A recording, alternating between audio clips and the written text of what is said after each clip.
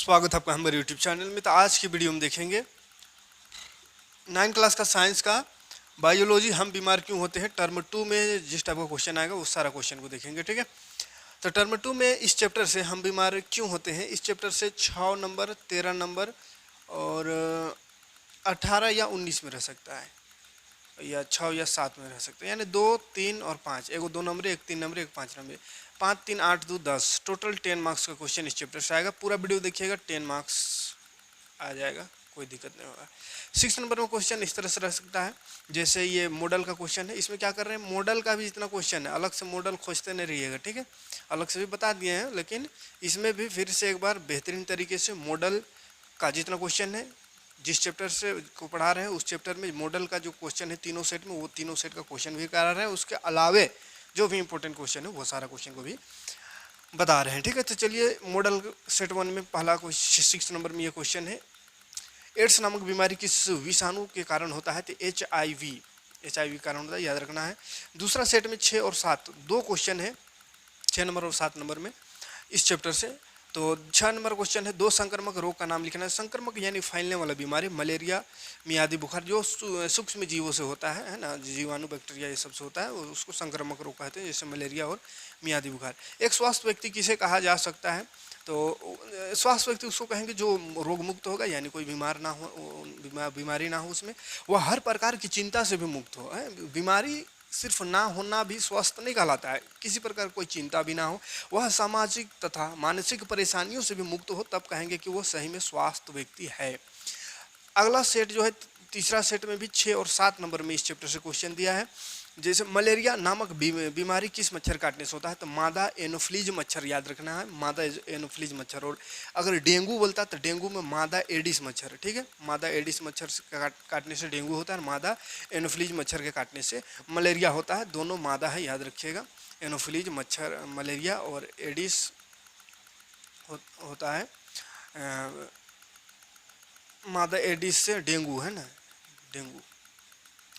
अगला 2 असंक्रामक रोग, मधुमेह और हृदय रोग, जो सूक्ष्म जीवों से नहीं फैलता है। प्रतिरक्षीकरण क्या है, ये देखिए 13 नंबर में क्वेश्चन रह सकता है, 3 मार्क्स का क्वेश्चन, ठीक है। ये पहला सेट का क्वेश्चन होगा। प्रतिरक्षीकरण क्या है, तो जब किसी वैक्सीन या टीके का उपयोग करके शरीर के अंदर सूक्ष्म जीवों को मारकर या उनके प्रवेश पर रोक लगाते हैं, तो इससे शरीर की प्रतिरोध क्षमता बढ़ जाती है। शरीर में रोगों से लड़ने की क्षमता का विकास करने की इसी प्रक्रिया को प्रतिरक्षीकरण कहते हैं। अगला प्रश्न 13 नंबर में ही ये अगला सेट का, टीकाकरण क्यों आवश्यक है। दूसरा सेट में ये क्वेश्चन है, यह हमारे शरीर में प्रतिरक्षी क्षमता को बढ़ाते हैं और अनेक रोग कारकों को नष्ट कर संभावित रोगों से बचाता है। टीकाकरण द्वारा संक्रामक रोगों का निवारण किया जा सकता है, अतः यह हमारे लिए आवश्यक है। अगला प्रश्न 14 नंबर में यह मॉडल का, अच्छे स्वास्थ्य की आवश्यक स्थिति बताइए। तो तब ये था ये क्वेश्चन, है ना, रिपीट कर दिया, तो इसको तभी बताएं। अगला क्वेश्चन 19 नंबर में जो रहेगा 5 मार्क्स का क्वेश्चन रहेगा, ठीक है। तो क्वेश्चन है, संक्रामक और असंक्रामक रोगों में उदाहरण के साथ अंतर करें। तो संक्रामक रोग एक तरफ असंक्रामक रोग, देखिए क्या अंतर है दोनों में। संक्रामक रोग क्या है, ये व्यक्तिगत संपर्क द्वारा या जल द्वारा फैल सकता है, और असंक्रामक रोग ये व्यक्तिगत संपर्क द्वारा नहीं फैलता। ये बैक्टीरिया जनित रोग है, ये वाहक द्वारा फैलते हैं। संक्रामक रोग जो है बैक्टीरिया जनित रोग है, ये वाहक द्वारा, मच्छर से, मक्खी से, ये सबसे फैलता है। असंक्रामक रोग किसी वाहक के द्वारा नहीं फैलता। इसका एग्जाम्पल मलेरिया, फ्लू, मियादी बुखार हो जाएगा। संक्रामक रोग का, असंक्रामक का मधुमेह, हृदय रोग, कैंसर, ये सब, ठीक है। और 19 नंबर में इस तरह का क्वेश्चन रह सकता है इसी चैप्टर से 5 मार्क्स के लिए। संक्रामक रोग जो है, संक्रमण के कारक एवं उससे बचाव, क्या कारक है और बचाव क्या है। संक्रामक कारक जो अधिकांशतः सूक्ष्म जीव, वायरस, जीवाणु, कवक अथवा कृमि होते हैं। तो संक्रामक का सबसे बड़ा कारक वायरस, जीवाणु, कवक, कृमि, यही सब है जो कि सूक्ष्म जीव है। ये कारक विभिन्न माध्यमों कैसे पहुंचता है, तो जल, वायु, भोजन, शारीरिक संपर्क आदि द्वारा समुदाय में, यानी लोगों में फैलकर सामुदायिक स्वास्थ्य को खराब कर देता है, ठीक है। इसका बचाव का क्या उपाय है। रोगी से दूर रहना चाहिए, हमें खुले स्थानों में रहना चाहिए और भीड़ भरे स्थानों में नहीं जाना चाहिए। साफ जल पीना चाहिए, हमें साफ पर्यावरण में रहना चाहिए, हमें स्वच्छता पर ध्यान देना चाहिए, हमें टीका लगवाना चाहिए। ठीक है। अगला क्वेश्चन, ये भी 5 मार्क्स के लिए मॉडल का ही क्वेश्चन। संक्रामक रोगों को फैलने से रोकने के लिए आपके विद्यालय में कौन कौन सी सावधानियां आवश्यक है? तो क्या क्या सावधानियां आप कर सकते हैं? पहले भीड़ भाड़ कम करके, दूसरा स्वच्छ पानी का पीने का पानी उपलब्ध कराकर, ग्राउंड व कक्षा के कमरों को स्वच्छ रख यानी साफ रखकर, खांसते व छींकते समय रूमाल का उपयोग करना है, स्कूल के आसपास पानी इकट्ठा नहीं होने देना है, वैक्सीन या टीका लगवाना है, वैक्सीन का टीका लगवाना है, टॉयलेट को साफ रखना है, खुले फल व भोजन का उपयोग नहीं करना है। ठीक है। अगला अब आते हैं और महत्वपूर्ण प्रश्न की ओर। ये सब सेट का क्वेश्चन था। अब चैप्टर का क्वेश्चन को फटाफट देख लेते हैं एक नज़र, ताकि कोई क्वेश्चन यहाँ से आए तो छूट ना पाए। ठीक है। प्रोटोजोआ के कारण होने वाला रोग, ये 2 नंबरी क्वेश्चन में ये सब क्वेश्चन पूछ सकता है। ठीक है, 2 मार्क्स में। मलेरिया और कालाजार प्रोटोजोआ से होने वाली बीमारी। वायरस से होने वाले 2 बीमारी बोला तो खांसी जुकाम और डेंगू बुखार। किन्हीं 2 विश्वव्यापी यानी पूरी दुनिया में जो विश्व में है वो बीमारी सॉर्स और एड्स। एक दीर्घकालीन रोग का उदाहरण देना है तो फील पाँव, एलिफेंटिसिया जिसको बोलते हैं, यानी पैर फूल जाता है, हाथी पाँव, है ना। एंथ्रेक्स नामक रोग किस प्रकार के रोग कारक के कारण होता है? तो ये बैक्टीरिया के कारण होता है। फंजाई द्वारा विशेषतः किस प्रकार का रोग होता है? त्वचा रोग, चमड़ा रोग, है ना, दाज खाद खुजली ये सब हो जाता है। विषाणुओं के कारण होने वाले 3 गो बीमारी लिखना है, पोलियो, चेचक और एड्स। विषाणु यानी वायरस द्वारा होने वाली बीमारी। किन्हीं 2 प्रतिजैविक के नाम। प्रतिजैविक यानी एंटीबायोटिक, है ना, एंटीबायोटिक जो सूक्ष्म जीवों को नष्ट करता है, जो हानिकारक सूक्ष्म जीव शरीर में रहता है, जो बीमारी पैदा करता है उसको मारता है। तो ये है स्ट्रेप्टोमाइसिन और टेट्रासाइक्लिन। सूक्ष्म असुरक्षित यौनाचार से उत्पन्न होने वाला रोग तो एड्स हो गया। एड्स का पूरा नाम एक्वायर्ड इम्यून डिफिशियंसी सिंड्रोम, है ना, एक्वायर्ड इम्यून डिफिशियंसी सिंड्रोम, याद रहेगा। लघु उत्तरीय में आते हैं, यानी 3 मार्क्स का क्वेश्चन क्या क्या पूछ सकता है, सभी को देखते चलिए एक बार। क्या बहुत ही आसान चीज़ है, एक बार में याद हो जाएगा, इसे रटने की जरूरत नहीं, समझिए, है ना। स्वास्थ्य किसे कहते हैं? स्वास्थ्य आपको मालूम होगा, बस थोड़ा सा लिखने का तरीका यहाँ समझिए। स्वास्थ्य वह अवस्था है जिसके अंतर्गत शारीरिक, मानसिक तथा सामाजिक कार्य समुचित क्षमता द्वारा उचित प्रकार से किया जा सके, यानी शरीर भी ठीक रहे, मन भी ठीक रहे, समाज भी ठीक रहे, तब कहेंगे वो बच्चा अच्छा स्वास्थ्य। ठीक है। रोग मुक्त की कोई 2 आवश्यक परिस्थितियां बताइए। रोग मुक्त यानी कोई बीमारी नहीं, उसका क्या परिस्थिति है?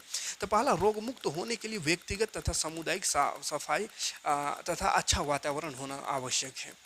पर्याप्त एवं संतुलित भोजन भी आवश्यक है। अगर भोजन पर्याप्त नहीं मिल रहा, संतुलित भोजन नहीं मिल रहा, तो भी रोग मुक्त नहीं रह सकते, बीमारी से दूर नहीं रह सकते। अगला प्रश्न है, संक्रामक रोग क्या है और कोई 2 उदाहरण देना है संक्रामक रोग का। तो संक्रामक रोग देखिए, वह रोग जिनके तत्कालीन कारक सूक्ष्मजीव होते हैं संक्रामक रोग कहते हैं, माने सूक्ष्मजीव से होता है, जैसे मलेरिया, फ्लू।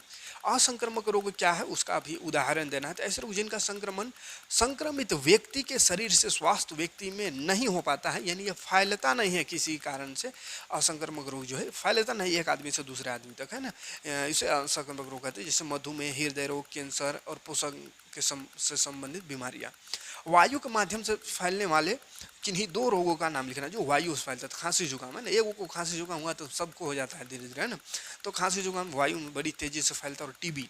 संक्रामक रोग फैलने के 2 कारण क्या क्या कारण है जिससे संक्रामक रोग फैलते हैं? तो संक्रामक रोग फैलने के 2 कारण है, संक्रमित व्यक्ति के स्वास्थ्य व्यक्ति के संपर्क में आने से और खांसी, छींक, थूक के माध्यम से। सूक्ष्म जीवों के संक्रमक से बचने के लिए क्या उपाय करें? तो क्या उपाय करेंगे?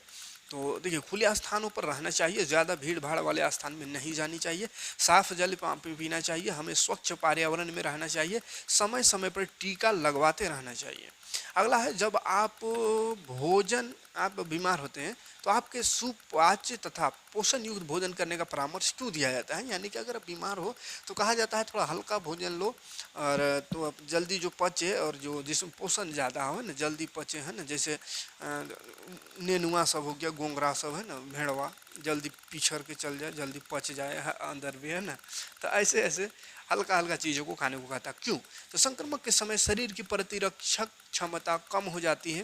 प्रतिरोधक क्षमता को बनाए रखने के लिए हमें पर्याप्त तथा पाचक भोजन लेने की सलाह दी जाती है ना। शरीर कमजोर हो जाता है, अब उसमें कठिन कठिन पूरा एकदम खा जाएंगे तो पचा नहीं सकेगा शरीर। ठीक है।